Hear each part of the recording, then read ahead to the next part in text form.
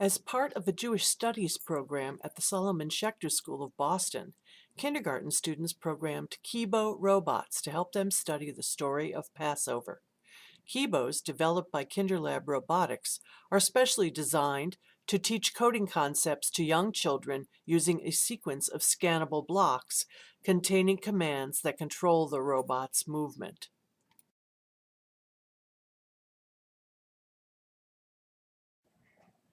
So many things in our world increasingly rely on computer programs. Objects, processes, work, communication, entertainment. So understanding the logic and language of computer code has really become an essential form of literacy. So one of the most important goals of our STEAM initiative at Schechter is to ensure that students develop an increasingly capable understanding of computer code and robotics as they progress through the grades. We look for opportunities to teach coding across the curriculum, not only in science and math or engineering, but also for multimedia development or storytelling. In the middle, it will behave one way. If I put it on the one to the side, it will behave another way. And we're not going to do it now, but the questions are, can you predict how is it going to behave? Is it in the middle or is it on the side? How will it move? Let's think about our predictions. Let's actually see what happens and why. For 2 years, kindergarten teachers at Schechter have been working in professional development with Dr. Marina Bears from the Department of Child Study at Tufts University to learn to integrate robotics and coding within their early childhood curriculum.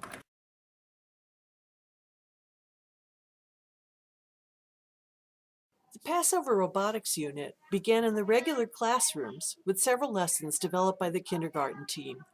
Over the course of a week, the children built practice robots with art materials and used their own bodies to try out the commands they would need to make their robots move. The children also designed scenery and decorations related to the Passover story to adorn their robots. Some children would program their robots to represent the Jews as slaves under Pharaoh.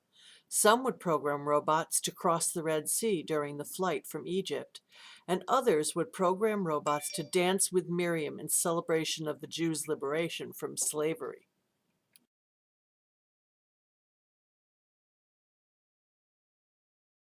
Programmer says shake. Great. Programmer says beep one time. Beep! Once they had completed these preparations, the children were ready to learn how to program the KIBOs. Each class attended 3 45-minute workshops over the course of 1.5 days. At the first workshop, the children learned how to assemble the robots, sequence the programming blocks to control the KIBO's movements, and scan and test their programs. At the second workshop, the children learned how to program the KIBOs to repeat a sequence of motions. By the third workshop, the children designed the programs that would control their KIBO robots to tell their part of the Passover story. The robotics workshops were co-facilitated by graduate students from the Dev Tech Research Group at Tufts University. This block and this block. Have you guys seen this block before? You may not have. Yeah. It's a new block. They're the gray blocks. Here we have a repeat. And you'll see it's kind of pretty big, right? It's bigger than the others. And there's a green circle, and then there's arrows that go around.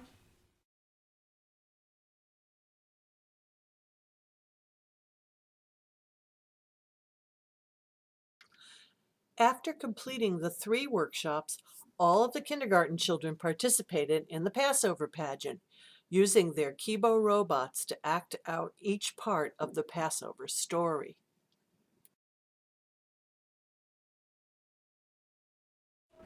Pharaoh was a mean ruler, and he would not let the Jewish people go.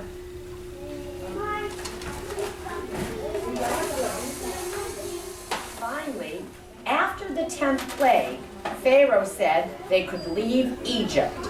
They crossed the Red Sea. Come on, press it together. Press it 2 times. Dance when they reached the other side.